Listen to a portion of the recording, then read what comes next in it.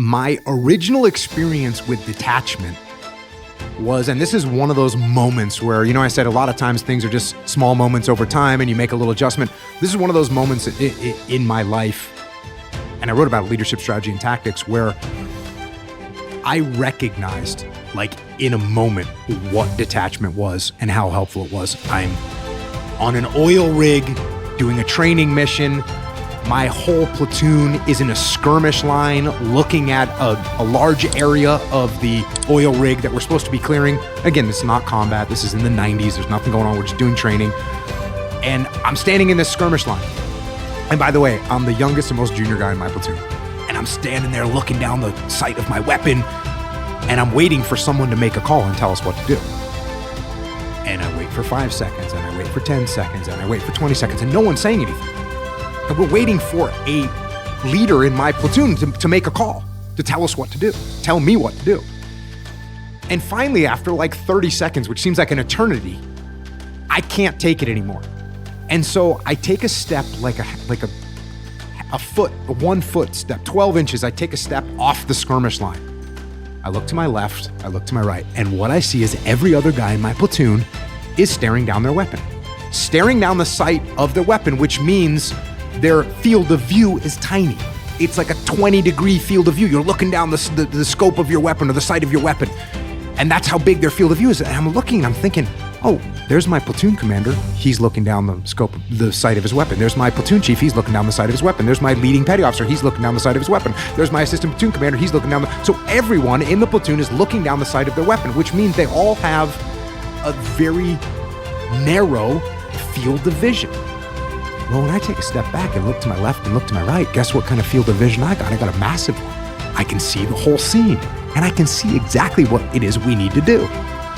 And at that moment, look, as a new guy, you need to keep your mouth shut. You don't say anything. And I'm thinking, well, but no one else is saying anything. So I muster up all the courage I can, and I open my mouth and I say, hold left, clear right, which is a basic tactical call. No. This is not a patent level genius maneuver. It's just a normal call to make in a situation that we were in. I say, hold left, clear right.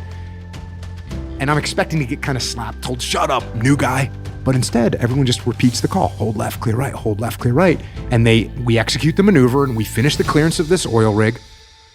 And we get done, we get to the top of the oil rig, which means we cleared the whole thing. We're on the helo deck at the top, and we go into a debrief. And now I'm expecting, okay, now I'm gonna get told, hey, what were you doing? You need to keep your mouth shut. And instead, the platoon chief goes, hey, Jocko, good call on the cellar deck down there. And I was kind of like, yeah, that's right. But then I thought to myself, hold on a second. Why? If I'm the youngest, most junior guy in this platoon, why was I able to see what we needed to do and make that call? Why did that just happen? And then I realized it was because I took a step back. To use your term, I broadened my field of view, which allowed me to think more clearly, because instead of being hyper-focused and narrowly focused, I broadened my range of vision. I took a breath before I made my call, right? I had to take a nice breath to speak clearly. And I realized that taking a step back and detaching, I got to see infinitely more than even the most experienced guys in my platoon. And I started doing it all the time. And I started doing it in land warfare. I started doing it in urban combat. I started doing it in all these tactical training scenarios. These are just training. This is the 90s. I started doing these training scenarios, and it always allowed me to see what we needed to do. And then I started doing it like when I was having conversations with people. I'm having a conversation with my platoon chief, and I can see that he's starting to turn a little red in the face, and we're about to argue about something. I said, oh, wait a second. I'm taking a step back, looking, going, he's getting mad right now, and he's the platoon chief. You better just de-escalate this thing real quick. And I'd say, hey, you know what, chief, that sounds good. Let me go relook at the plan or whatever. And so I started to do this kind of with my normal life, was to not get wrapped up in my own emotions, not get wrapped up in the gunfight that was happening right in front of my face, not to get wrapped up in the details of what was going on, but instead take a step back, detach, look around, and then you can make a much, much better decision. And it's exponential.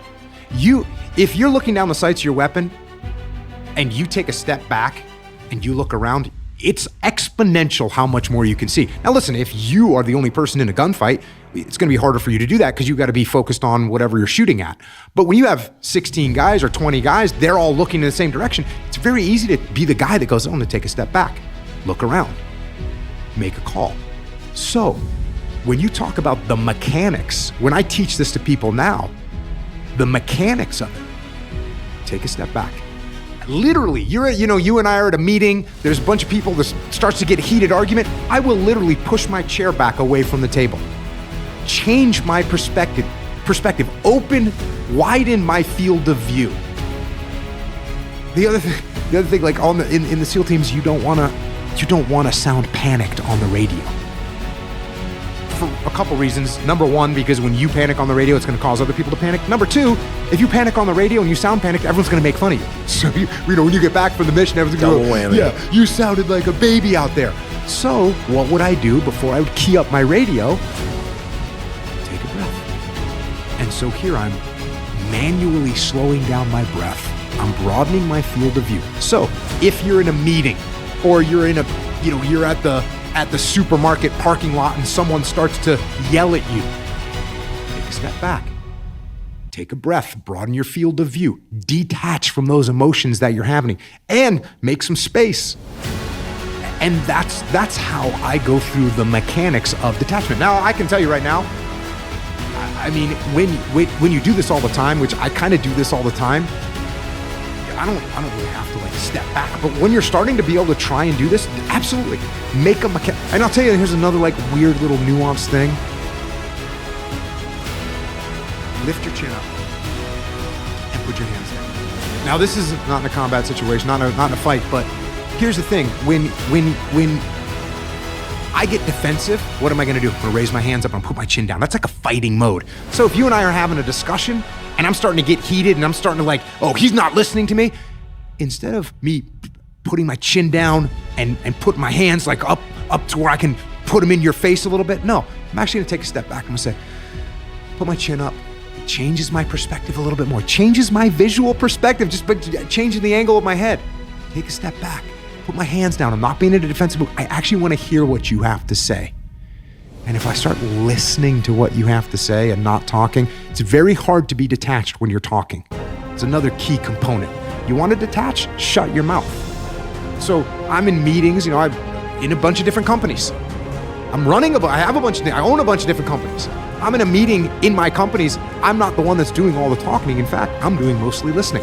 When I'm in task unit bruiser, my task unit, I'm not sitting there giving the entire brief.